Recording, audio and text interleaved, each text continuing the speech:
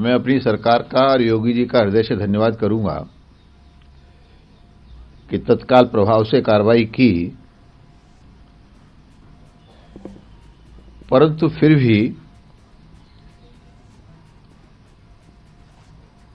काम की गुणवत्ता में जो भ्रष्टाचार हुआ है या अन्य जगह भी होने की संभावना है, तो ऐसी कार्रवाई होनी चाहिए कि फिर इन विकास कार्यों में कोई भ्रष्टाचार करने की सोच भी न सके। और हमें अपने मुख्यमंत्री योगी जी पर विश्वास है, वो ऐसी ही सख्त कार्रवाई करेंगे ताकि उत्तर प्रदेश में संबंधित सभी लोगों के कान खड़े हो जाएंगे और वो सावधान हो जाएंगे। कोरोना वायरस के बाद मेरी पार्टी ने वैज्ञानिकों को लेकर सवाल नहीं उठाए। हाँ, लेकिन अगर किसी को कोई कंफ्यूजन है तो उसको सरकार को सफाई देनी चाहिए। संयोग से मैं साइंस इन टेक्नोलॉजी स्टैंडिंग कमेटी में हूं। हमारे साथ रमेश जी हैं, जयराम रमेश, चेयरमैन है हमारे, कांग्रेस के नेता हैं, बड़े नेता हैं कांग्रेस के। तो वैज्ञानिकों के हम लोग हाथ जोड़ते थे मीटिंगों में, विशेष रूप से जयराम रमेश जी, भैया जल्दी लेके आओ इसको। तो वैज्ञानिकों ने दिन रात मेहनत करके इतना बड़ा हिंदुस्तान का सम्मान बढ़ाया, एक की जगह दो वैक्सीन आ गई। उनका तो अभिनंदन होना चाहिए, स्वागत होना चाहिए। लेकिन वैक्सीन को बीजेपी से जोड़कर पढ़े लिखे अखिलेश जी ने, मैं तो सोच रहा था, सपना देख रहा हूं क्या, एक पढ़ा लिखा बड़े प्रदेश का मुख्यमंत्री रहा व्यक्ति और वैक्सीन को बीजेपी से जोड़ रहा है, जाने अनजाने वैज्ञानिकों का अपमान कर रहा है। अच्छी बात है, वो लौट के ठीक जगह आए हैं और वैज्ञानिकों के प्रति उन्हें खेद व्यक्त करना चाहिए कि हां कहीं न कहीं गलती हुई है। सर, फार्म लॉज को लेकर बैठक पहुंचे हैं, फिर अगली बैठक होगी। किसान अड़े हैं कि बिल वापस लीजिए, उससे कम पे नहीं, इसीलिए बात नहीं बन पा रही है। क्या लगता है बीच का रास्ता निकालना चाहिए किसान? नहीं, मुझे लगता है कि इसके अंदर कोई बहुत बड़ी राजनीति घुस गई है। मतलब आप सरकार को फेल करना चाहते हैं, सरकार आपकी सब बातें मानने को तैयार है, आप बिल वापस पर ही क्यों अड़े हुए हैं? किसानों के हित के जितने भी काम हो सकते हैं, पिछले 65 सालों में किसानों के हित का एक भी इतना बड़ा काम नहीं हुआ जितना हमारे यशस्वी प्रधानमंत्री नरेंद्र भाई मोदी ने किया। जैसे आंदोलन तो नहीं करना पड़ा किसानों को, मोदी जी ने किसान सम्मान निधि दे दी उनको। एक भी किसान ने नहीं कहा कि हमको किसान सम्मान निधि चाहिए। अभी 25 तारीख को 18,000 करोड़ रुपया किसानों के खाते में भेजा गया। तो बिना आंदोलन के हुआ? हम किसानों के हितैषी तभी हमने किया। प्रारंभ से 50% तक नुकसान होगा, उससे ज्यादा होगा तभी मुआवजा मिलेगा। मोदी से तो किसी ने नहीं कहा। मोदी ने कहा नहीं, अगर 33% भी किसान का आपदा में नुकसान होता है तो उसे पूरा मुआवजा लेने का अधिकार है। तो हम किसानों के हितैषी नहीं है। अगर किसानों के हितैषी पूर्ववर्ती सरकारें थी तो किसान आत्महत्याएं क्यों कर रहा था? अगर हम किसानों के हितैषी नहीं है तो किसान हमको वोट क्यों दे रहा है? जहां चुनाव होता है हम जीते ही चले जा रहे हैं। कुल मिलाकर के मामला कुछ और है, और वो मामला है कि सारे के सारे विरोधी राजनीतिक दल हाशिए पर चले गए हैं।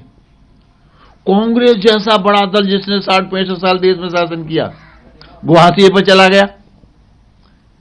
वो आश्चर्यजनक काम सारे देश में होने लगे तो स्लोगन चल गया, मोदी है तो मुमकिन है।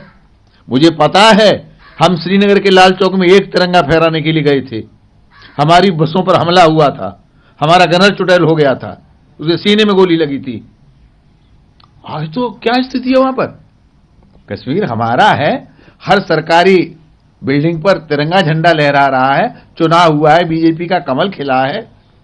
तो ये जो कुछ बीजेपी कन्याकुमारी से लेकर के कश्मीर तक सारे देश में ये मोदी राज जो कायम हो गया है, राम राज्य जैसा, इसको लेकर के सारे विरोधी दल बहुत बेचैन हैं। विकास के मामले पर 2014 तक हिंदुस्तान में 13 करोड़ गैस सिलेंडर थे, कनेक्शन थे, मतलब 65 साल में। और मोदी ने आते ही 5 साल में 14 करोड़ और दे दिए। 13 करोड़ तो लंबी लाइन लगती थी, ब्लैक में बिकते थे।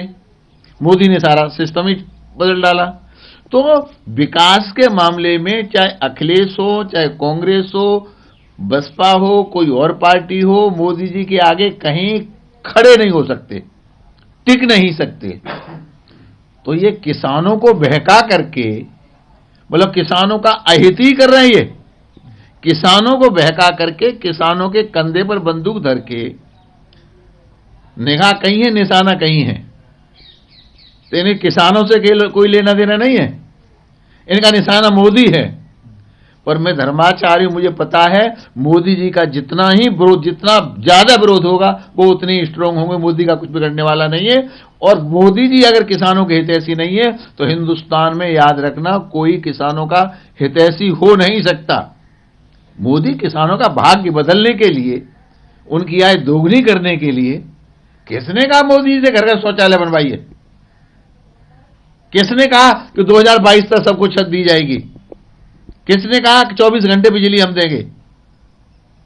उन्होंने जो एक्सप्रेशन हमने गुजरात में किया था, उसके आधार पर सारे देश में विकास की गंगा को बहा रहे हैं। तो मोदी जी का धन्यवाद करना चाहिए। किसानों को मैं आपके माध्यम से आग्रह करूंगा, किसानों भाइयों से, मैं भी किसान का बेटा हूं, मेरे पास भी खेती है, मैं भी कृषि करता हूं। और जो सच्चा किसान है वो तो खेतों में काम कर रहा है बेचारा। अब ये मुझे दिल्ली के इतने दरवाजे हैं, राजस्थान वाला ही क्यों उत्पात हो रहा है, पंजाब वाले पर ही क्यों उत्पात हो रहा है? क्योंकि पंजाब में कांग्रेसी सरकार है और राजस्थान में कौन सी सरकार है? तो कहीं न कहीं आंदोलन भटक गया है और उसमें राजनीति का पुट लग गया है। किसान सीधा है, भले किसानों के कंधे पर राजनेता बंदूक धर के चला रहे हैं, मैं इसकी निंदा करता हूं। एक आखिरी सवाल, लव जिहाद कानून आया और कानून व्यवस्था को भी लेकर कुछ बड़े लोगों ने, ब्यूरोक्रेट ने चिट्ठी लिखी योगी जी की सरकार के फैसलों के खिलाफ। लेकिन अब कल फिर एक चिट्ठी आई जिसमें हजारों पूर्व ब्यूरोक्रेट्स, जजेज ने तारीफ की है योगी जी के सरकार की कि अच्छा काम हो रहा है और जो कानून। देखिए, योगी जी एक धर्माचार्य हैं, राजनीति में बहुत बाद में आए हैं, बचपन से वो धर्माचार्य हैं, संत हैं और परोपकाराय श्रताम विभूतया। प्रजा ही उनका परिवार है, उनका कोई परिवार से संबंध नहीं, मोदी का परिवार से संबंध नहीं, साक्षी महाराज का परिवार से संबंध नहीं। हम लोग राष्ट्र के लिए राजनीति करते हैं, जनता के लिए। राष्ट्र देवो भव, हमारे लिए सबसे बड़ा देवता ये राष्ट्र है, राष्ट्र की जनता है। तो उसी प्रकार से योगी जी, इतना बड़ा प्रदेश है, इतने बड़े तो राष्ट्र नहीं है धरती पर, इतना बड़ा प्रदेश है, बहुत सलीके से उन्होंने संभाला है, बहुत सलीके से संभाल रहे हैं। लेकिन कई बार इतना बड़ा प्रदेश है तो छोटी मोटी कोई घटना घट जाए तो लोग आलोचना करने वाले आलोचना भी करते हैं, वो करना चाहिए, उसका हम लोग विरोध नहीं करते। लेकिन कुल मिलाकर के योगी जी प्रदेश में, मोदी जी सारे देश में, आने वाले 2-4 दशक तक इनका कोई विकल्प मिलने वाला नहीं है। आपको हमारी ये वीडियो पसंद आई हो तो शेयर करें और हमारे चैनल को सब्सक्राइब करें।